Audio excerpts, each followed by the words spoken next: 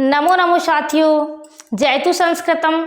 आज हम आपके लिए लेके आए हैं षोडश संस्कार 16 संस्कार एमपी वर्ग 2 संस्कृत का सिलेबस आ चुका है और सिलेबस के रिकॉर्डिंग मैं आपके लिए 16 संस्कार लेकर आई हूँ। आप लोग ज़रूर देखिएगा क्योंकि वर्ग 2 संस्कृत में 197 पोस्ट हैं बस आपके लिए, तो आप लोग ज़रूर पढ़िएगा और अच्छे से मन लगा के पढ़िएगा ताकि हमें सिलेक्शन लेना ही है। इस उद्देश्य से आप लोग पढ़ाई कीजिएगा। तो देखिए, आज हम आपके लिए लेके आए हैं षोडश संस्कार। हमारे सिलेबस में है 16 संस्कार। तो 16 संस्कार, तो देखिए संस्कार शब्द की उत्पत्ति। संस्कार शब्द की उत्पत्ति कैसे हुई है? तो संस्कार शब्द की उत्पत्ति हुई है सम प्लस क्र धातु से मिलकर हुई है। सम उपसर्ग और क्र धातु से मिलकर संस्कार शब्द की क्या हुई है? उत्पत्ति हुई है। तो देख लीजिए कि संस्कार शब्द की उत्पत्ति परीक्षा में पूछ लिया जाता है कि संस्कार शब्द की उत्पत्ति कैसे हुई। तो सम उपसर्ग और क्र धातु से मिलकर संस्कार शब्द की क्या हुई है? उत्पत्ति हुई है। हमारा जो संस्कार शब्द है तो सम उपसर्ग और क्र धातु से मिलकर बना हुआ है, अर्थात अच्छी तरह से सोचा हुआ, अच्छी तरह से सोचा हुआ या योजनाबद्ध। अच्छी तरह से सोचा हुआ या योजनाबद्ध संस्कार का अर्थ है कि अच्छी तरह से सोचा हुआ या योजनाबद्ध। तो देखिए पहला संस्कार है हमारा षोडश संस्कार के अंतर्गत फर्स्ट संस्कार है हमारा गर्भाधान संस्कार। कौन सा संस्कार? गर्भाधान संस्कार। दूसरा हमारा पुष्पवन संस्कार, दूसरा हमारा है पुष्पवन संस्कार और तीसरा हमारा है सीमोन्तनयन संस्कार। चौथा हमारा जात कर्म संस्कार। पांचवा है नामकरण संस्कार। छठवा हमारा निष्क्रमण संस्कार। सातवां है अन्नप्राशन संस्कार। आठवां हमारा चूड़ा कर्म संस्कार। 9 नंबर का हमारा है कर्णवेद संस्कार और 10 नंबर का है विद्या आरंभ संस्कार। 11वें नंबर का हमारा है उपनयन संस्कार और 12वें नंबर का है वेदारंभ संस्कार, वेदों का आरंभ। 13 नंबर का हमारा केशांत संस्कार और 14 नंबर का है हमारा समावर्तन संस्कार।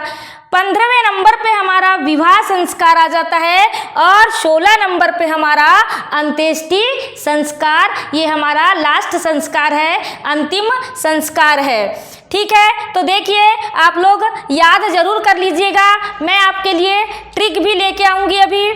तो देखिए गर्भाधान, पुष्पवन, सीमोन्तनयन, जात कर्म, नामकरण, निष्क्रमण, अन्नप्राशन, चूड़ा कर्म, कर्णवेद, विद्यारंभ, उपनयन, वेदारंभ, केशांत, समावर्तन, विवाह, अंत्येष्टि संस्कार। तो इस प्रकार हमारे कितने संस्कार हैं? 16 संस्कार हैं। कितने संस्कार हैं? 16 संस्कार हैं।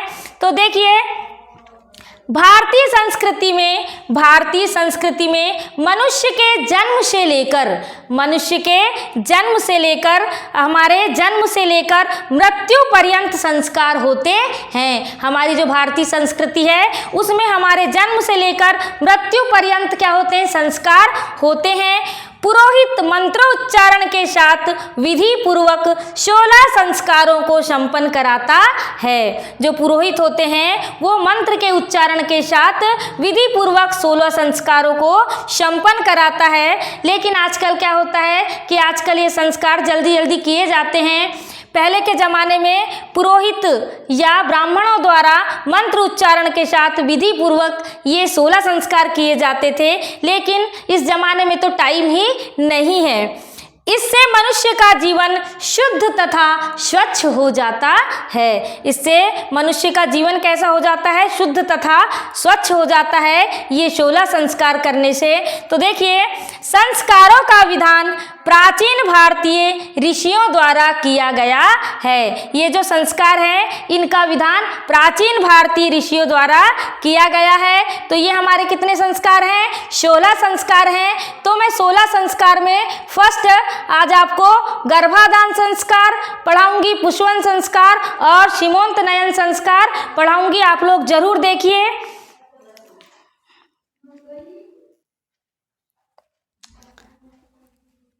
तो देखिए 16 संस्कार हमारे, तो 16 संस्कार में हमारा पहला संस्कार है गर्भाधान संस्कार। पहला कौन सा संस्कार है? गर्भाधान संस्कार। तो देखिए मानव जीवन का प्रथम संस्कार गर्भाधान संस्कार है, जिस कर्म के द्वारा मनुष्य स्त्री में अपना बीज स्थापित करता है। तो देखिए मानव जीवन का प्रथम संस्कार कौन सा संस्कार है? गर्भाधान संस्कार है। आप लोग जरूर याद रखिएगा कि मानव जीवन का प्रथम संस्कार गर्भाधान संस्कार है। ये क्वेश्चन भी आ सकता है। तो मानव जीवन का प्रथम संस्कार गर्भाधान संस्कार है, जिस कर्म के द्वारा पुरुष स्त्री में अपना बीज स्थापित करता है, उसे गर्भाधान संस्कार कहा जाता है। यह संस्कार संतान उत्पत्ति के लिए किया जाता है। तो ये जो संस्कार है संतान की उत्पत्ति के लिए किया जाता है। कौन सा संस्कार? गर्भाधान संस्कार।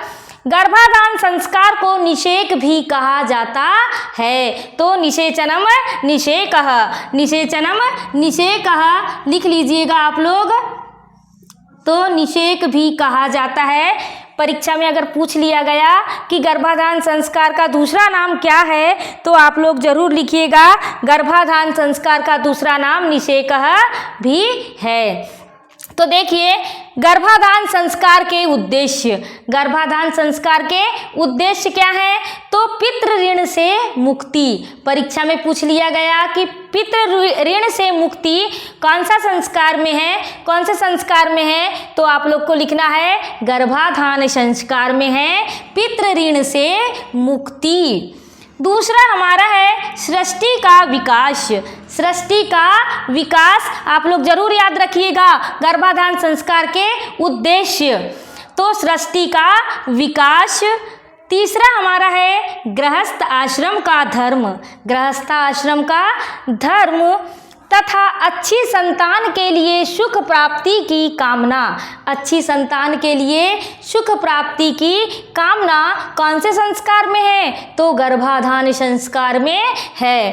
तो आप लोग जरूर याद रखिएगा पितृ ऋण से मुक्ति, सृष्टि का विकास, गृहस्थाश्रम का धर्म तथा अच्छी संतान के लिए सुख प्राप्ति की कामना कौन से संस्कार में है? तो गर्भाधान संस्कार में है। तो अब देखिए गर्भाधान संस्कार के लिए उपयुक्त समय और वातावरण का वर्णन किसने किया? अगर परीक्षा में पूछ लिया गया कि गर्भाधान संस्कार के लिए उपयुक्त समय और वातावरण का वर्णन किसने किया है? तो आएगा आचार्य मनु, याज्ञवल्क्य और पाराशर आदि ने किया है। तो आप लोग और एक बार लिख लीजिए निषेचनम निषेकः। गर्भाधान संस्कार को कहते हैं निषेचनम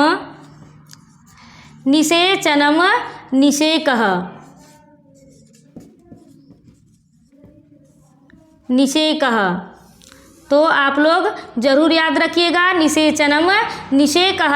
तो गर्भाधान संस्कार को निषेक भी कहा जाता है। तो निषेचनम निषेकः कौन सा संस्कार है? गर्भाधान संस्कार है। आप लोग जरूर देखिएगा।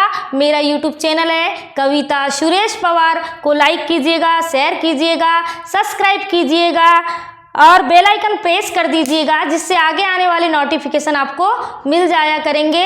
आप लोग ज़रूर अपनी कॉपी में नोट कर लीजिएगा। मैं आपके लिए नए कंटेंट सिलेबस के हिसाब से लेकर आऊँगी।